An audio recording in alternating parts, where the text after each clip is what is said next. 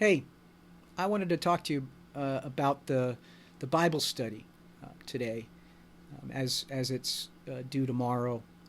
I'm hoping that my timing here is good. I hope I'm not coming in too late. I know how college students work, so you're probably frantically working to get this Bible study together. So as you get this Bible study, as you really bring it together and you put the pieces together, I want to just give you or remind you of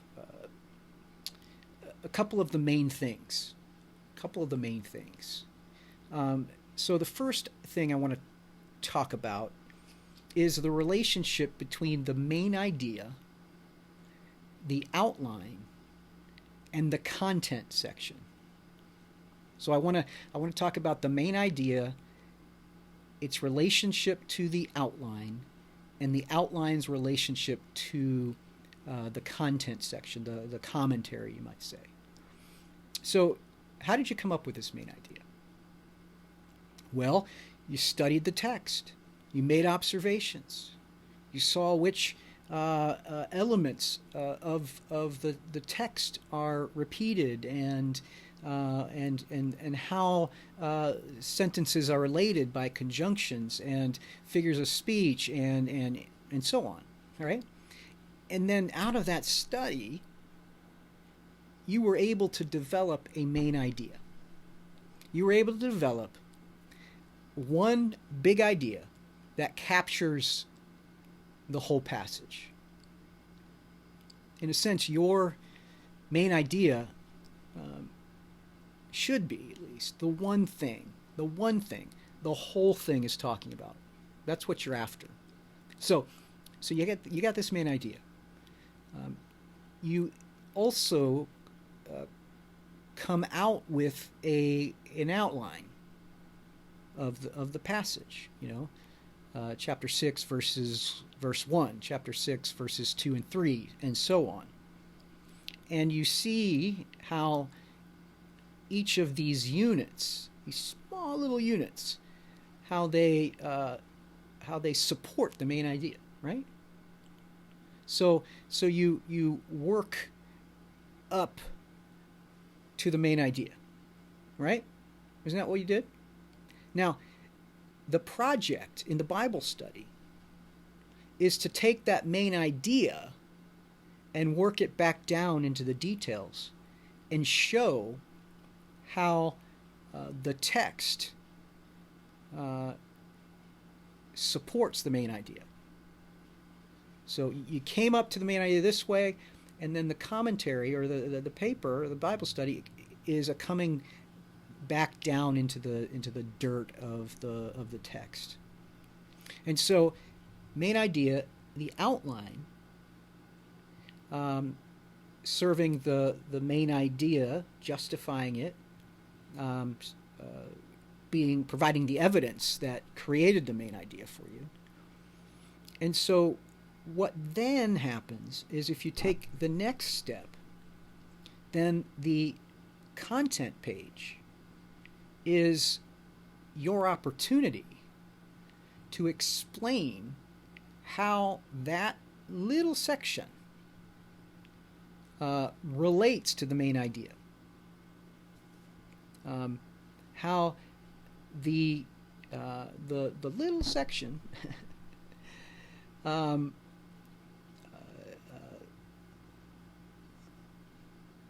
is related to its historical, cultural context, how it's related to its literary positioning, what goes before, what goes after.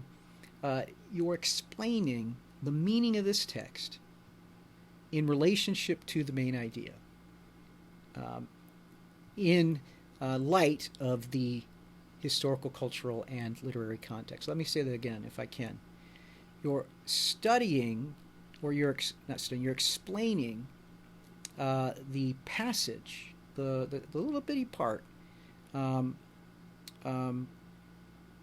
in relationship to the main idea,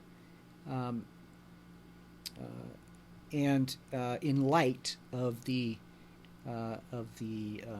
passage. See, I'm totally. I lost that. I said that the first time. It was really good, and then I was trying to go back to it, and I totally bombed on that. So, my wheels were turning. I was trying to get at it, but it didn't work. But if you want to rewind, you'll hear an amazing summation. So I'm glad I recorded it. Does that make sense? And so you take first outline point, XYZ, and verses 1 and 2. Then you take that and you bring it down, XYZ verses 1 and 2, and then your job is to explain that little set of verses. What's its main idea? Are there any words that need to be explained?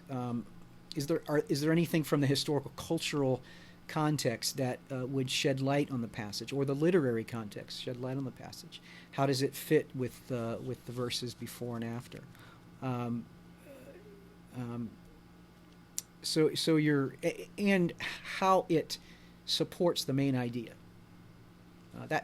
That's one of the, probably the main thing you're trying to do, is to show the meaning of this passage and how that passage brought out the together with the other sections, how it produced this main idea. So main idea, outline, which supports the main idea, and then in the content section you take the outline and you go one by one point, and you're trying to explain and help people understand what it means and understand how it relates to the main idea. Okay, so I kind of pointed at it a minute ago, and I want to just quickly talk about the historical cultural context. What do you call it? Little paragraph or two, and the literary context paragraph or two. And what I'm afraid of is that these will be kind of sort of separate and distinct. You'll have them there. They'll be pretty. They'll be nice. They'll look good. They'll be based on some good work. But when it comes then to the explanation in the context section, there won't be any relationship to the text in these ideas over here. And so it's really important that you use the historical cultural context, the literary context, to inform the explanation of the passage. Now, not every verse, not every little section will have a relationship to the historical cultural context in a direct way, or the literary context. It just, it's not necessary or appropriate. So it's not like you have to force it in, but make sure you're thinking, do these things inform what I'm trying to explain? Make sense? Hope that's helpful. And God bless.